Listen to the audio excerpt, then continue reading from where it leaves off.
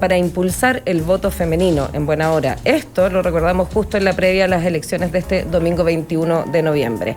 También en otro artículo se aborda el debate que existe entre organizaciones feministas por la compra y venta de material sexual o la transmisión de contenido para adultos protagonizado por mujeres en plataformas como OnlyFans.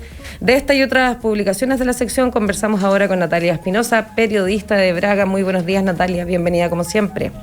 Hola, buenos días, Maca, ¿cómo estás? Muy bien, aquí junto a Hernán Leighton. ¿Cómo te va, Nati? Hola, Hernán. Mira, queríamos partir con a puertas de las elecciones, pensamos que está bueno relevar el valor y el rol que tuvo Graciela Mandujano y cómo fue su labor para impulsar el voto femenino, que es una de las notas que podemos leer ahí en profundidad también en la sección, ¿no? Sí, Graciela Mandujano fue una de las mujeres que estuvo un poquito olvidada en la historia de Chile. De hecho, hay muy poquita información de ella. De hecho, como parte de iniciativas de fondos culturales, hay un proyecto que se llama Prensa de Mujeres, que de hecho está haciendo una convocatoria ahora a todos los historiadores, historiadoras, tesistas, para poder rastrear un poquito de la vida de ella y relevarla, porque sus coetáneas, como Elena Cafarena, entre otras, tienen amplias investigaciones acerca de su rol y lo que han hecho, pero lamentablemente Graciela fue una de estas partícipes de momentos históricos que quedó un poquito en el olvido. Pero de las cosas que pude rescatar acerca de su historia para poder hacer esta mujer inolvidable, es que, bueno, ella fue parte del Partido Cívico Femenino de 1922 y también fue parte del grupo de mujeres que crearon el movimiento pro emancipación de las mujeres en 1931, y ahí es donde era coetánea con Elena Cafarena y con Marta Vergara. Y por ejemplo, en su rol como parte del movimiento de pro emancipación de las mujeres, entre 1944 y 1945 se desempeñó como secretaria laboral, y a través de ese activismo fue que se impulsaron muchas iniciativas que repercutieron igual en un cambio social de la clase trabajadora del país, con pocas mujeres obviamente, y especialmente cuando después ya nuestro año favorito, cuando en 1949 se logró el derecho amplio a voto para las mujeres chilenas.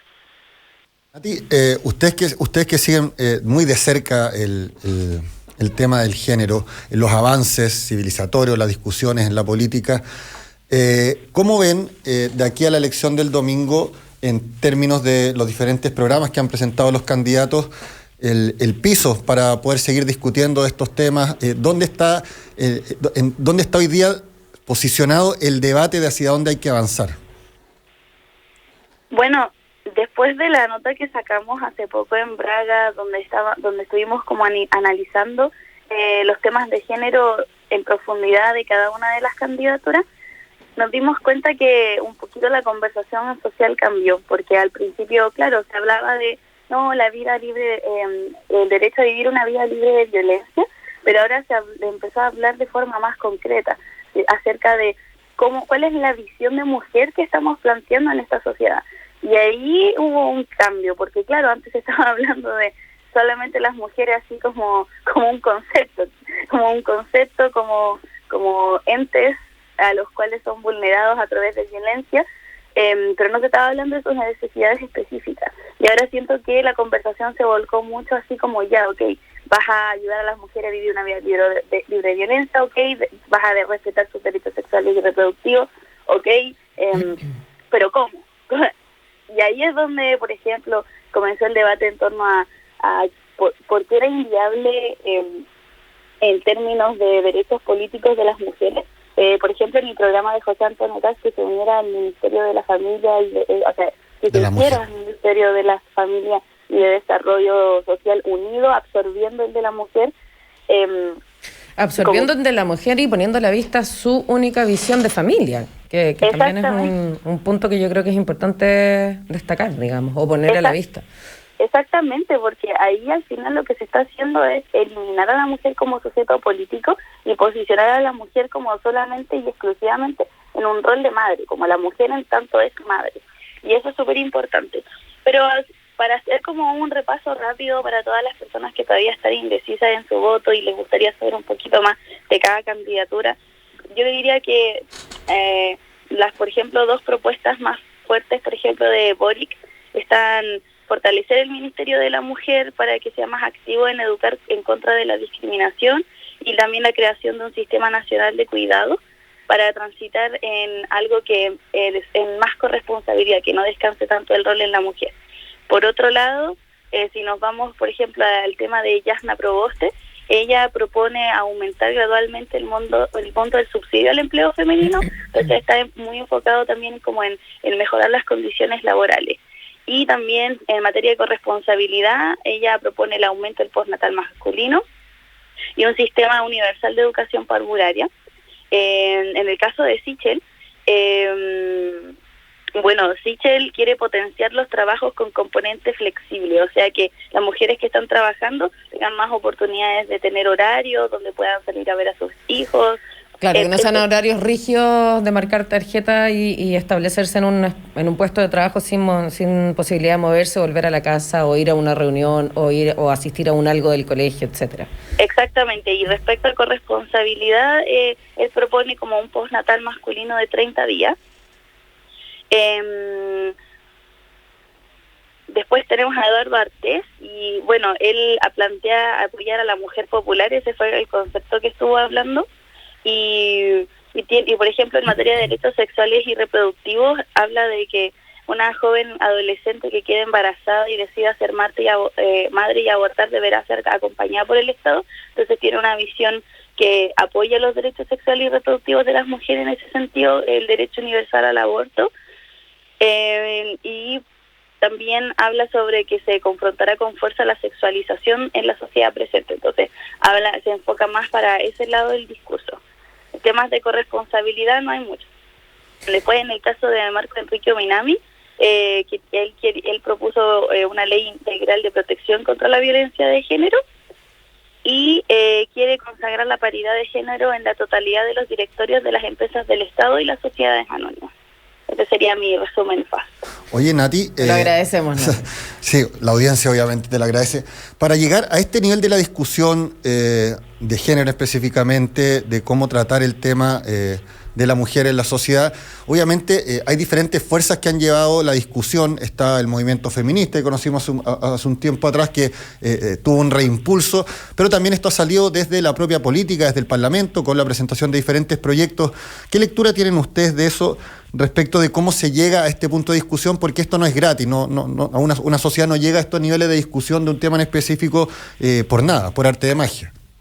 Claro, personalmente siento que todo el nivel al que llegamos para conversar sobre igualdad de género o equidad de género, mejor usar la palabra equidad, se logró gracias a que la sociedad civil se unió para poder exigir estos cambios. Se puso en la agenda la discusión, o sea, que dejáramos, por ejemplo, así como haciendo un recuento histórico reciente, cuando fue la pandemia y empezamos con el retiro de los 10% de las AFP, fue la primera vez que muchas personas de la clase política dijeron públicamente que estaban impresionados de la cantidad de pensiones de alimentos que estaban impagas. O sea, sí. Claro, se hizo lupa en eso. La radiografía de una deuda de tantos, digamos, que no resistía más el análisis y quedó a la vista ahí que el número no era menor, o sea...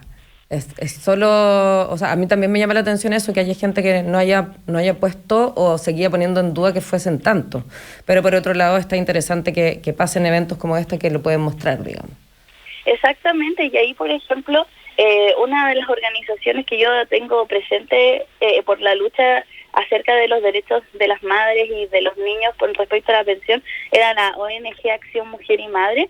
Esta ONG desde mucho antes estaba como posicionando el tema de la corresponsabilidad, posicionando el tema del no pago de la pensión, orientando a mujeres judicialmente para poder hacerlo, y obviamente fue una organización que tomó mucha fuerza cuando empezó esta discusión social, y ellos se han dedicado a poner, proyectos de ley relacionados al tema del pago de las pensiones de alimentos. Durante todo este tiempo han estado como organización de la sociedad civil dando información a los parlamentarios y las parlamentarias para al final que esto no quede solamente en que nos sorprendemos mucho que esto pasó, esto es terrible, hay que hacer algo, pero que se quede solamente en el enunciado y no se empiece a avanzar en eso. Entonces ahí yo creo que es súper importante el rol de las organizaciones de la sociedad civil, porque han agarrado todos estos temas que ellos han llevado años tratando de posicionar, y ahora que por fin pueden recibir la atención que necesitan de los parlamentarios, han sido un apoyo fundamental para que realmente estemos viendo avances pronto respecto a eso. Y avances concretos, por eso también esta conversación vale la pena en el sentido de saber ahí los programas de cada candidato a la presidencia, cuál es el proyecto que tienen en esto de avanzar hacia la equidad, como bien dijiste, de género, que también hay... Información muy valiosa, 48 horas de una elección. Sí, no, absolutamente. Para quienes les dan más relevancia a este tipo de temas, porque hay algunos que obviamente no les interesa mucho. Sí, lamentablemente hay algunos que no les interesa mucho, pero en ese sentido, por ejemplo, también invitar a leer, hay una columna de opinión en la sección de Braga que se llama Los cuerpos ya no resisten, los derechos de las mujeres post-pandemia, que lo escribió Claudia Garrido, que también trae ahí data, que a mí me parece súper importante cuando las discusiones pasan solo, no, es que eso es tu sensación y tal. Bueno, aquí está lleno de datos e información muy relevante acerca de los roles y las realidades que vivimos hombres y mujeres en la sociedad. Así que también invito a leer esa nota. Y en honor al tiempo, Natalia Espinosa, ¿te parece avanzamos en la sección hacia otra de las notas? En el enunciado hablábamos de este artículo que aborda el debate que existe entre organizaciones feministas por la compra y venta de material sexual o la transmisión de contenido para adultos protagonizado por mujeres. ¿Te parece le dedicamos unos minutos? Sí, por supuesto. Bueno, les cuento un poquito.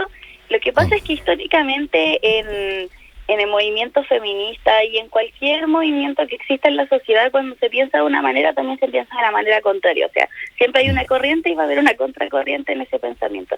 Y en el feminismo eso también pasa. Y no es un debate nuevo, pero es un debate que ha estado tomando mucha fuerza ahora por las nuevas plataformas que nos dan las redes sociales para poder hacer producción, venta y distribución de material sexual versus antes.